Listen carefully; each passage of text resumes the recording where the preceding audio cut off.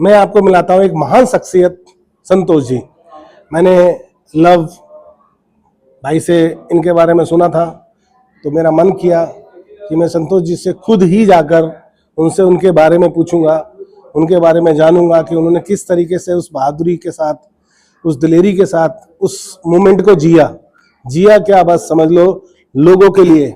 एक कहते ना, हमारा 26 जनवरी को सब बच्चे, जो भी बहादुर बच्चे पूरे हिंदुस्तान के अंदर होते हैं, उनका एक ब्रेवरी अवार्ड मिलता है कि किसी न किसी तरीके से उन्होंने कहीं पर अपनी बहादुरी का जौहर दिखाया हो।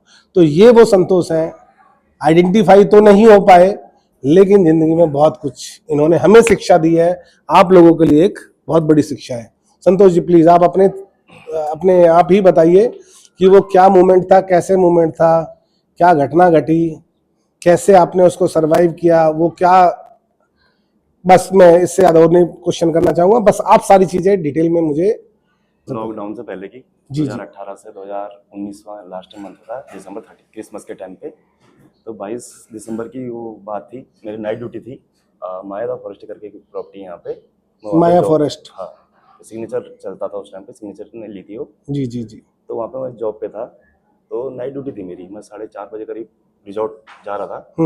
तो रामनगर से थोड़ा सा हटके पंपापुरी प्लेस है, उसके बीच में अमनंडा, एक यहाँ पे बिजानी गेट है, हाँ, उसी के आमनंडा बगल और में एक बिजानी। निगम पड़ता है। वहाँ पे अच्छा हमारे पापा जी जॉब करते थे, जॉब तो हमें करते थे। सरकारी वहाँ पे क्वार्टर मिले थे। ठीक ठीक। तो शाम के 4:30 बजे की बात थी, एकदम से 100 मीटर का जंगल था पंपापुरी और निगम के बीच में। तो उसमें कुछ मूवमेंट था, औरतों की चिल्लाने की आवाज़ आई थी। उस टाइम पे तो हमें पता भी नहीं था कि टाइगर है, क्योंकि शाम का टाइम था। देखा कि औरतों की चिल्लाने की आवाज़, तो मेरी मम्मी, भाई बहन, हम सभी लोग देखने के लिए गए। तो मैंने जंगल का था तो डंडा उठा लिया था, एक डंडा लेके जैसे मैं क्रॉस हुआ था थोड़ा सा, तो मैंने लेडीज से पूछा, मैंने कहा क्या हुआ, तो वो चुपचाप थे, उन्होंने शायद टाइगर देख लिया था। एक थोड़ा सा हटके 100 मीटर पे दूर में एक आदमी पेड़ में चढ़ा था, उसकी बीवी नीचे घास काट रही थी, वो ऊपर पेड़ में घास काट रहा था, वो नीचे से बीन नहीं थी। मैंने उनसे भी पूछा अंकल क्या हुआ, तो उन्होंने भी कुछ ऐसा रिस्पॉन्स नहीं दिया, क्योंकि वो सब टाइगर को दिख चुके थे और मुझे इस चीज़ का पता भी नहीं था कि वहाँ पर टाइगर है। 20 फीट नीचे खाई थी गहरी, तो वहाँ से कम कुछ सेकंड के अंदर मुझे ये लगा, जब मैंने औरतों को पीछे ले लिया था, टाइगर ने ये सोचा या तो मेरा शिकार छीन के ले गया, तो उसने टारगेट मेरे को कर लिया था। मुझे पता भी नहीं था क्या हुआ। जब औरतों को मैंने पीछे खींचा, तो एकदम से 20 फीट से दूर से मुझे कम से कम 10 फीट तक तो सिर्फ झिड़ी हिलने की आवाज़ आई और उसकी वाइब्रेशन की आवाज़ आई थी, बिल्कुल ज़मीन से लग के। ऐसा लग रहा था जैसे भूकंप आ रहा हो, ज़मीन हिल रही थी, काफ़ी वाइब्रेट कर रही थी। तो जब 10 फीट से दूर से था तो एकदम से उसने जंप मारी, तो मैंने उसको तो कुछ देखा नहीं, खाली उसका इतना बड़ा सर देखा, क्योंकि वो गुस्से में थी, उसके साथ 2 बच्चे थे। जब देखा कि 10 फीट से उसने कूद मारी है, तो एकदम से कूद के आई गोदी में और मैं ये गिरा। मेरे हाथ में डंडा था, मेरा इतना दिमाग ने काम करा कि मैंने वो डंडा उसके मुंह में डाल दिया। डंडा डाला, अंगुली गई, थोड़ा सा इसमें दांत लगा था उसका, कपड़े पूरे फाड़ दिए थे उसने, कमर में नाखून मारे थे, लेकिन वो शिकार करने के मूड से नहीं थी।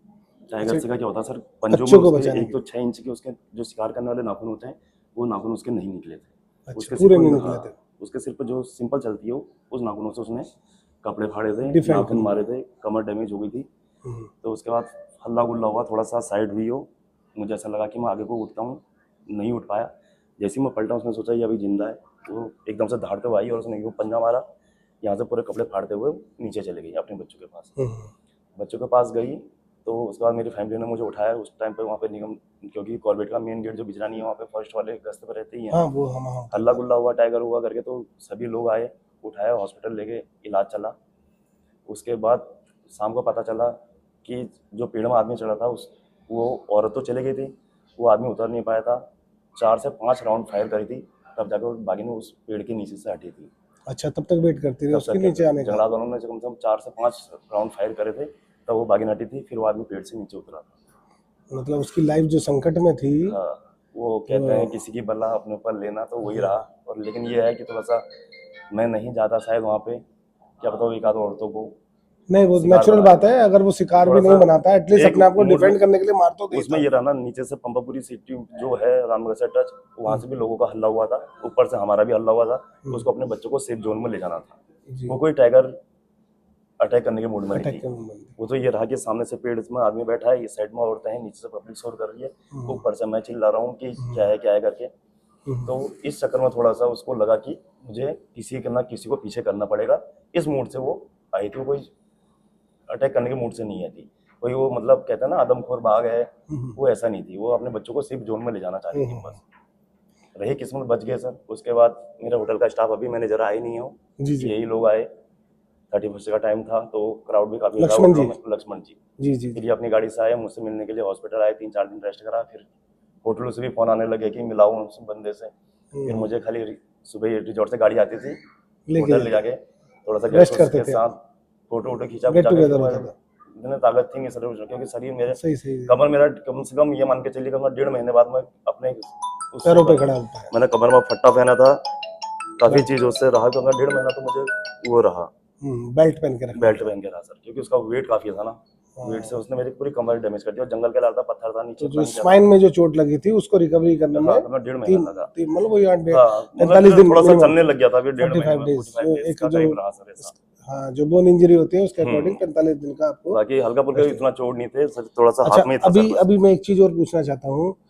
एक तो क्या अभी उसमें कुछ आपको उस चीज को लेके, मतलब जैसे इंजरी हुई थी, उसके नाखून लगे हैं या उसका जो उसको लेके कभी आपको अभी डर लगता है? डर क्या लगता सर, देखिए उस टाइम पे जब अटैक हुआ था, मैं अपनी बोलूं या मेरी फैमिली की बात बोलूं, 1 हफ्ते तक मेरे ना फैमिली वाले सो पाए थे ना मैं सो पाया था।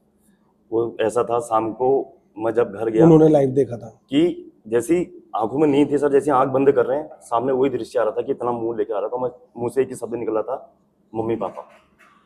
क्योंकि क्या कह रहा हूँ मैं, कम से कम 1 हफ्ते तक तो सो नहीं पाया था सर। जैसे आंख बंद कर रहा हूँ, बस वही दिमाग में वही चीज आ रही थी कि भाई अटैक हो गया मेरे को। चिल्लाना, फिर उठना, पानी पीना, फिर कोशिश करना सोना। तो कुछ दिन तो मेरा बहुत अजीब सा रहा उस टाइम पे। वैसे ही फैमिली का भी रहा। फैमिली बहन लोग भी जब सोती थी तो भैया को बचाओ, भैया को बचाओ, एक ही शब्द लगाए रखते थे। फिर बोलते अरे भैया सेब है तेरे, फिर वो जाके सोते थे। जैसे नींद आती थी। तो जो इलाज हुआ था वो रामनगर में हुआ था हाँ, या वो दिल्ली का था? सरकारी गवर्नमेंट हॉस्पिटल से ही हुआ था सर, तो रामनगर से। मतलब इसका जो जो जो खर्चा था वो सारा गवर्नमेंट ने पे करा था। गवर्नमेंट ने। बहुत अच्छी बात है ये तो। एक्चुअली मैंने देखा भी है कि कॉर्बेट के ऊपर जिस तरीके का मेहनत हो रही है, या जिस तरीके के लिए जो यहाँ पे जो हेल्प करने वाले लोग हैं, जो प्यार करते हैं कॉर्बेट को, उनको पूरा सपोर्ट कर रहे हैं हाँ, लोग, कर है रहे ना? हैं सर। चलो बहुत अच्छा है। और आपके जो जो ये टीम के जो हेड्स हैं वो भी बहुत अच्छे हैं। थैंक यू अच्छा सर। मैं एक और पूछना चाहता हूँ, क्या कभी आपने उस बागिन को, उन बच्चों को दोबारा देखा? नहीं सर, देखिए देखा भी होगा सर, कभी ऑन रोड क्रॉस करने में देखा भी हो, तो इतना पहचानने में नहीं आते। नहीं नहीं, आपकी क्यूरियोसिटी नहीं थी? नहीं, इतना तो सर ये मान के नहीं, चलिए जैसे जो हम जैसे एक इंसान की प्रवृत्ति होती है कि मुझे इसने हर्ट किया है, मुझे इसने मारा। सपोज मैं जा रहा हूं, जाते हुए किसी ने मुझे स्लैप कर दिया, तो मैं अगली बार उसको, या तो मैं कॉन्शियस रहूंगा उससे, या फिर मेरी क्यूरियोसिटी रहेगी कि मैं इसको हर्ट पहुंचाऊं।